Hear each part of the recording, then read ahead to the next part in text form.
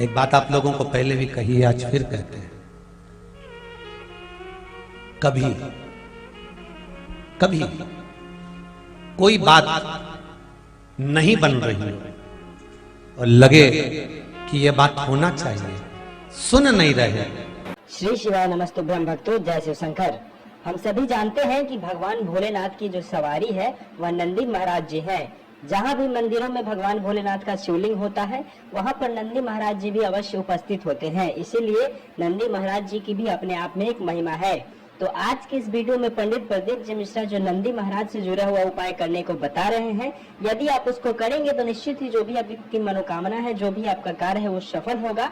जो भी आपके मन की कामना है वो जल्दी से जल्दी आपको प्राप्त होगी। आज के इस वीडियो में पंडित प्रदीप जी मिश्रा बता रहे हैं कि नंदी महाराज जी के समक्ष हम कौन सा काम यदि करेंगे तो इसे करने से हमारी मनोकामना जो है पूरी हो जाएगी। जो भी हमारी कामना अधूरी है वो निश्चित ही पूरी होगी। इस बात को उन्होंने इस कथा के बीच में बताया है, इसीलिए आप आज की इस कथा को पूरा सुने, अच्छे से ध्यान से सुने, तभी आप इस बात को अच्छे से समझ पाएंगे, इस उपाय को कर पाएंगे। तो चलिए हम आज की इस पावन कथा को शुरू करते हैं और नंदी महाराज जी से जुड़े हुए इस उपाय को सुनते हैं गुरुदेव के ही मुख से और उसे अपने जीवन में उतारकर अपनी समस्त मनोकामनाओं को पूरा करते हैं। महाराज साधारणता नहीं, कुष्मांड ऋषि ने अपने तप और बल से देवताओं से प्रसन्नता का भाव मांग लिया था। जहां जाते थे वहां से, जहां से निकलते थे वहां से कांटों में भी पुष्प खिल जाते थे। अपने स्वभाव को इतना मीठा बनाना, अपने स्वभाव को इतना अच्छा बनाना कि कहने वाले कह दें कि साहब वास्तव में कई जीजी थी, एक बार मिली, उससे बात हुई और इतनी बढ़िया प्रेम से बोली कि का वर्णन नहीं। और नहीं तो मालूम पड़े तुम आई हो 7 दिन कथा सुनने के लिए और मालूम पड़े इतनी सी जगह पे सोना है, इतनी सी जगह पे, और वो भी बाजू वाली से ऐसी जगह आधी रात का तो उसका सामान उठा उठा के फेंक दे। क्या मतलब का फिर वो?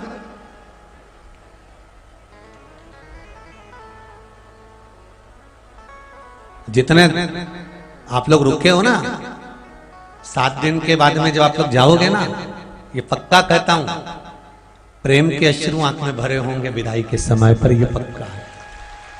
प्रेम के अश्रु, झोली खुशियों से भरी होगी और आंखों में मेरे शंकर भगवान का प्रेम का अश्रु झलक रहा होगा। साधारण नहीं है जाना।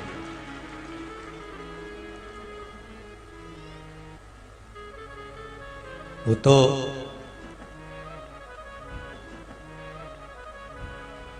भीड़ ज्यादा होने के कारण आप लोगों को सबको रोक दिया है, पर चिंता मत करना, भूमि कहीं नहीं जा रही। अभी अपने अपने घर से कथा सुनो, मत आओ, पर बाद में जब धीरे धीरे धीरे धीरे आराम से आना, आराम से।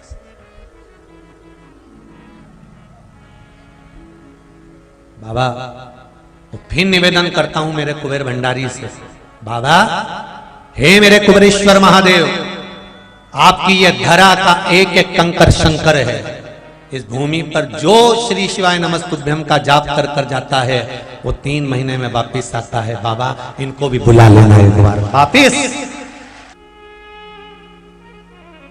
एक बात आप लोगों को पहले भी कही है, आज फिर कहते हैं,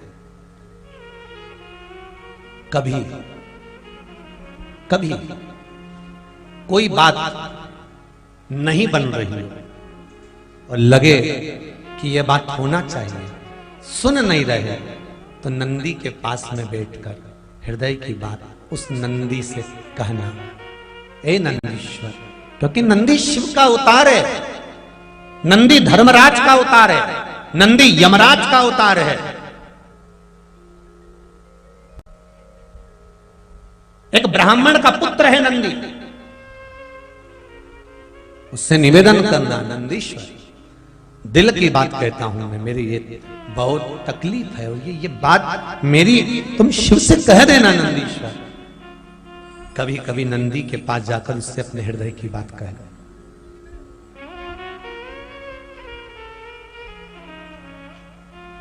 दिल की बात कहो उससे।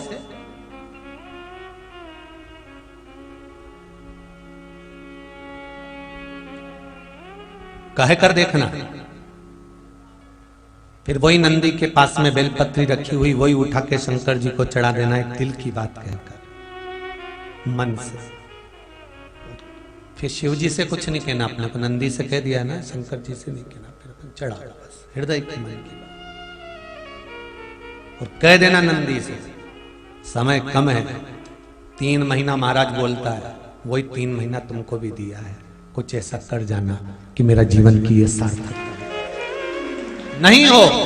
कहो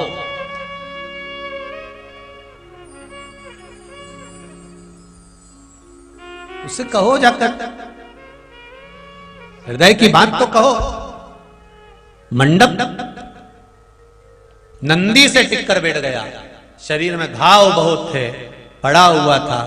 कोई शिव मंदिर में जल चढ़ाने आया, उसको ठोकर लग गई इसके पांवों की, शिव का जल नीचे गिर गया।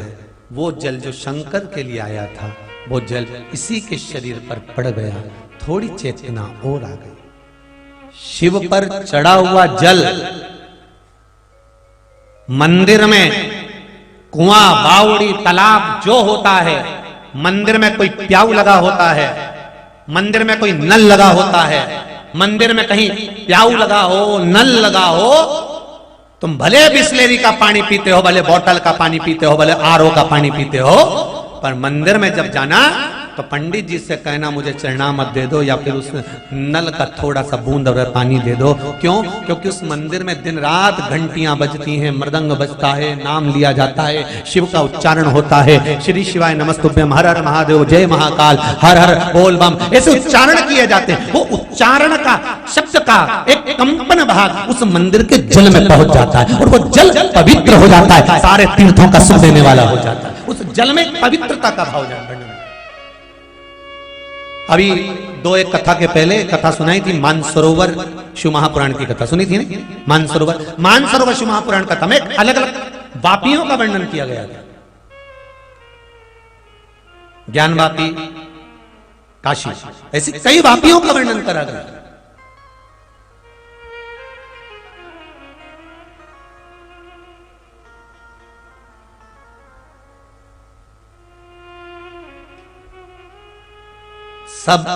सब जगह आप जाओ, अपने होटलों में रोटी खाओ, होटलों में भोजन करो, पर कहीं माता रानी का भंडारा चल रहा हो, कहीं गणेश जी का भंडारा होता है, कहीं मंदिर का भंडारा होता है, वहां पर आप लोग थोड़ी सी भी सब्जी और पूड़ी खा लेते हो ना, तो आपको ऐसा लगता है कि वास्तव में क्या स्वाद है। अब वो सब्जी कौन बदला, कौन पूड़ी बदला, बस वही की वही है, पर वो भगवान की प्रसादी हो गई, उसमें कंपन था। रो रहा है मंडप मंदिर के अंदर। मित्र सवेरे गए, जाकर देखा, कहाँ इसके शव को देखा जाए, इसकी बॉडी को देखा जाए, इसकी लाश को देखा जाए। वहां बॉडी नहीं थी, शव नहीं था, लाश नहीं थी, वहां से जा चुका था। इनको लगा कि कोई जीव खा गया होगा, दोनों वापिस आ गए, घबरा रहे थे, नैनों से अश्रु बह रहा था, क्या होगा क्या होगा। और ये मंदिर में बैठा था, कोई इसका हाथ पकड़कर अपने घर में ले गया, घर ले गया। भैया क्या बात है, तुम्हारे शरीर पर इतने घाव पड़े हुए, चलो हमारे साथ, शंकर का कोई भगत होगा, शिव का कोई भक्त होगा। कोई अगर आपकी सहायता करता है, कोई आपको सहयोग प्रदान करता है, कोई आपको भोजन कराता है, कोई आपको अपने घर में रखता है, कोई आपका आदर करता है, गलत फहमी में मत रहना, उसके अहित की मत सोचना, नहीं तो जिंदगी भर तेरा हित ही होता रहेगा, कभी हित नहीं हो सकता।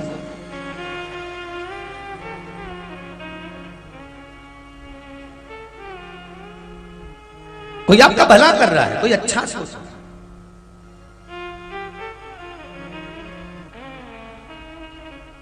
महाराज घर में ले गए। अब इतना बड़ा चोर था ये, व्यसनी था, वैश्यगामी था, जुआरी था, पर गए। उनके यहां पर क्या होता था, शंकर की आराधना, भगवान का भजन।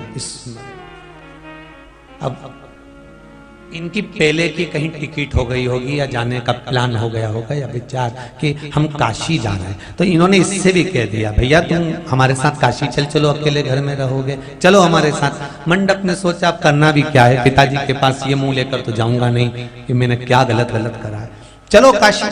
इनके साथ वो काशी चले गए। अब काशी की धरा कोई साधारण धरा है? अभिमुक्त नगरी है काशी। भारत की भूमि पर काशी वो धरा है, अभिमुक्त नगरी है। काशी कोई साधारण है? जहां पर माता पार्वती जी ने शंकर जी से 2 वर मांगे थे, वो काशी की धरा पर